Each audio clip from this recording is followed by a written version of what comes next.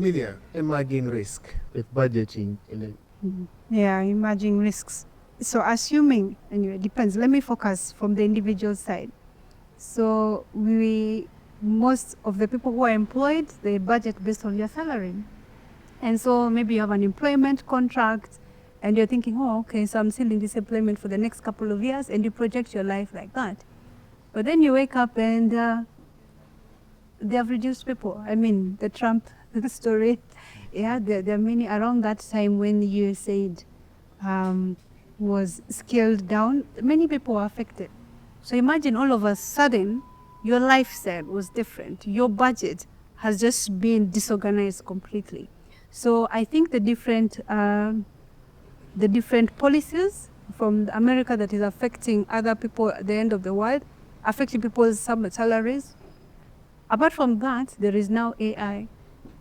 So many people are now scaling down on their personnel and deploying AI. I think recently they're saying Microsoft had laid about, I don't know how many thousands of people in May, and now they're going to lay another 8,000 or so people by the end of July.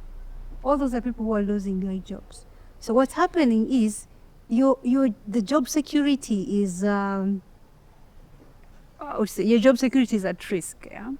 And so that becomes an emerging challenge that we have to grapple with. And it's not even just starting now, it started slowly. When trends change, for example, when the banking halls now changed and started having agent banking, so many bankers lost their job.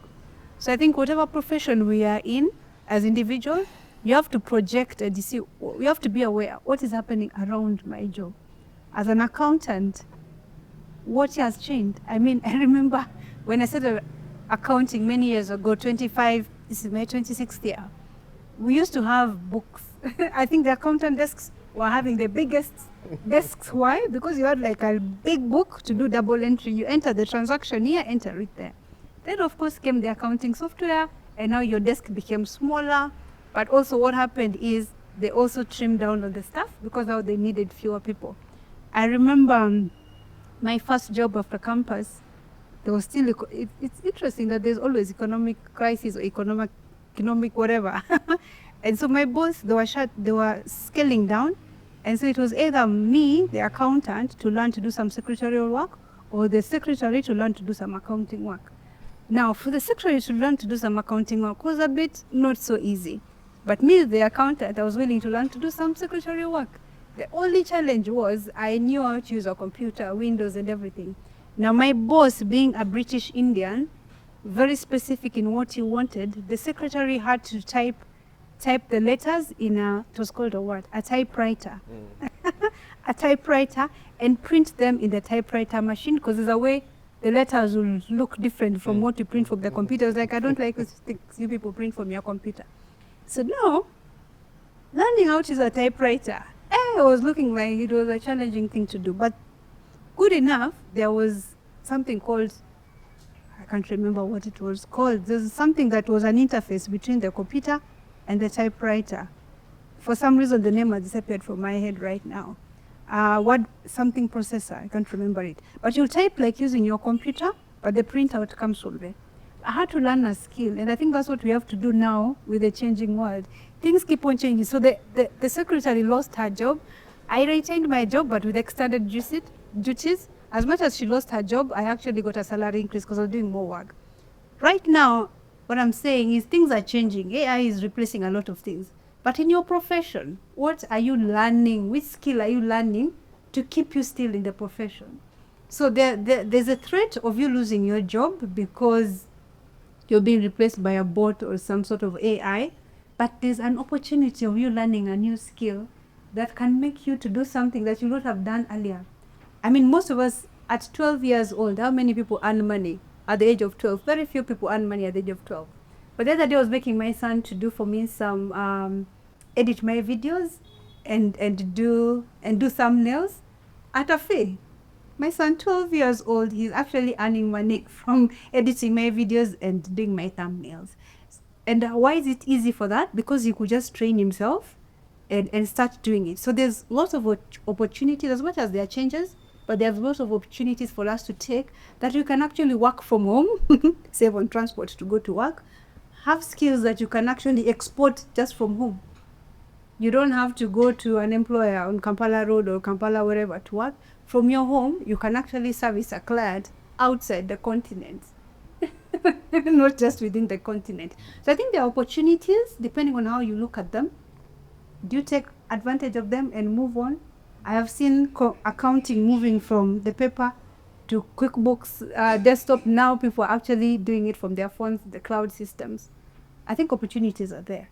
As much as there are losses, we can position ourselves for the emerging trends positively. Yeah.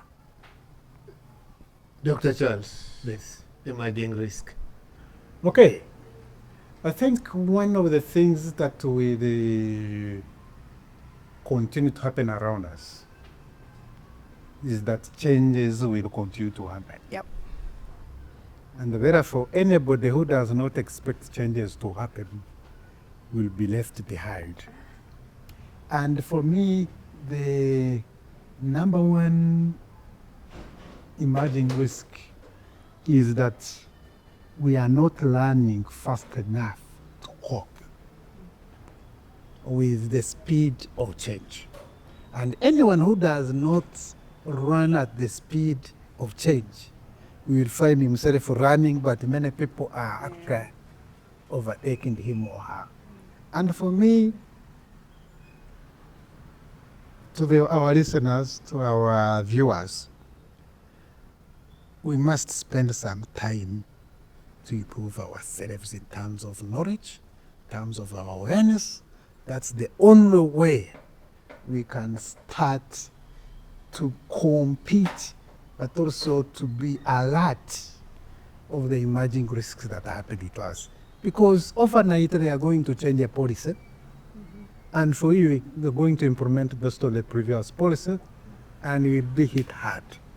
So if we are not up to date with current information, we are not up to date with the global things that are happening, we make your order and your ship will stay somewhere because of what is happening in the Middle East, and you will lose out. So I challenge you to pay attention to building your capacity to change and respond faster. For me, that is the biggest risk that mankind is exposed to right now. Because, like Tony Robbins once said, that if you cannot change quickly, changes will happen around you when you are not aware, and you will be lost and left behind. I thank you.